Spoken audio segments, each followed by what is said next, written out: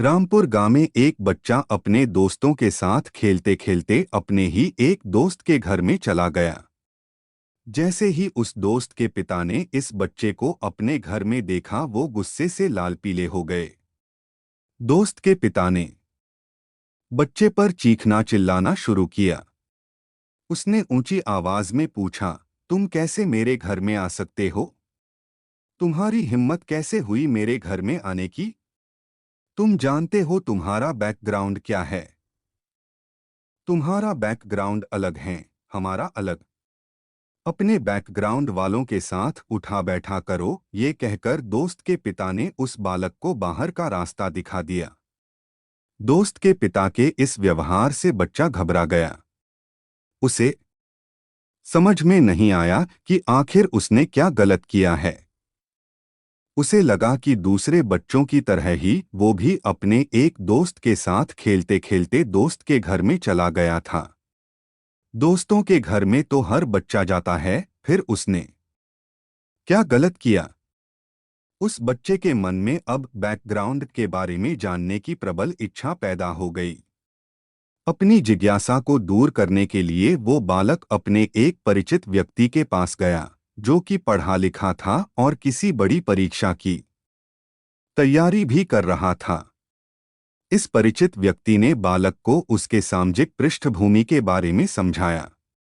बालक को एहसास हो गया कि वो गरीब है और उसका दोस्त अमीर। उसके पिता रिक्शा चलाते हैं और उसकी सामाजिक परिस्थिति ठीक नहीं है। अचानक ही बालक ने उस परिचित व्यक्ति से ये पूछ लिया कि सामाजिक बैकग्राउंड को बदलने के लिए क्या किया जा सकता है। तब अनायास ही उस परिचित के मुंह से निकल गया कि आईएएस अफसर बन जाओ, तुम्हारी भी बैकग्राउंड बदल जाएगी। शायद मजाक में या फिर बच्चे का उस समय दिल खुश करने के लिए उस परिचित ने ये बात कही थी, लेकिन इस बात को बच्चे ने काफी गंभीरता से लिया था। उसके दिलो-दिमाग पर इस बात ने गहरी छाप छोड़ी। उस समय छठी क्लास में पढ़ रहे राहुल ने ठान लिया कि वो हर हाल में आईएएस अफसर बनेगा। और जब से ही उस बालक ने अपने लक्ष्य को हासिल करने के लिए जी जान लगाकर मेहनत कर राहुल के पिता नारायण रामपुर में रिक्शा चलते थे। रिक्शा ही उनकी कमाई का एकमात्र साधन था। रिक्शे के दम पर ही सारा घर परिवार चलता था। गरीबी ऐसी थी कि परिवार के सारे पांचों सदस्य बस एक ही कमरे में रहते थे। पहनने के लिए ठीक कपड़े भी नहीं थे। राहुल की मां बचपन में गुजर गई थीं। तीन बहनें राहुल की देखभाल करती, पिता सारा दिन रिक्शा चलाते, फिर भी ज्यादा कुछ कमाई नहीं होती थी। बड़ी मुश्किल से दिन कटते थे। बड़ी बड़ी मुश्किलें झेलकर पिता ने राहुल की पढ़ाई जारी रखी। चारों बच्चों की पढ़ाई और खर्चे के लिए पिता ने दिन रात मेहनत की। इन सब के बीच राहुल ने ही अच्छे नंबरों से ग्रेजुएशन की पढ़ाई पूरी कर ली। उसने आईएएस अफसर बनने का अपना सपना साकार करने के लिए कोचिंग लेने का मन बनाए। कोचिंग के लिए राहुल को रामपुर से दिल्ली जाना पड़ा। दिल्ली में भी दिन मुश्किलों भरे ही रहे। छात्रों को ट्यूशन पढ़ाकर राहुल ने खर्चों के लिए रुपए जुटाए। कई बार तो राहुल ने दिन भर में सिर्फ एक बार भोजन कर अपना काम चलाया।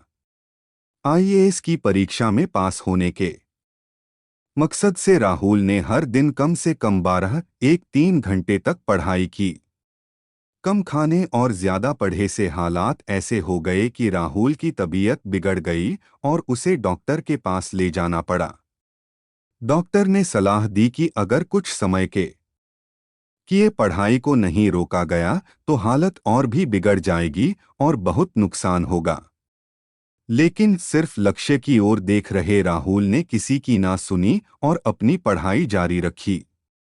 इस मेहनत और संकल्प का नतीजा ये निकला कि राहुल पहले ही प्रयास में आईएएस परीक्षा पास कर ली। राहुल ने आईएएस सामान्य वर्ग परीक्षा में 48वीं रैंक हासिल किया। राहुल ने हिंदी माध्यम से अव्वल नंबर पाने का खिताब भी अपने नाम किया। महत्वपूर्ण बात ये भी है कि राहुल को अपनी पढ़ाई और करियर के संबंध में परिवार से कोई मार्गदर्शन नहीं मिला। लेकिन कठिनाइयों के दौर में बहनों ने राहुल का खूब साथ दिया, हमेशा उसकी हौसला अफजाई की। राहुल जी की हर मुमकिन मदद की, माँ की तरह प्यार दुलार दिया। कुछ दोस्तों और टीचरों ने भी समय समय पर सही सलाह दी। आईएएस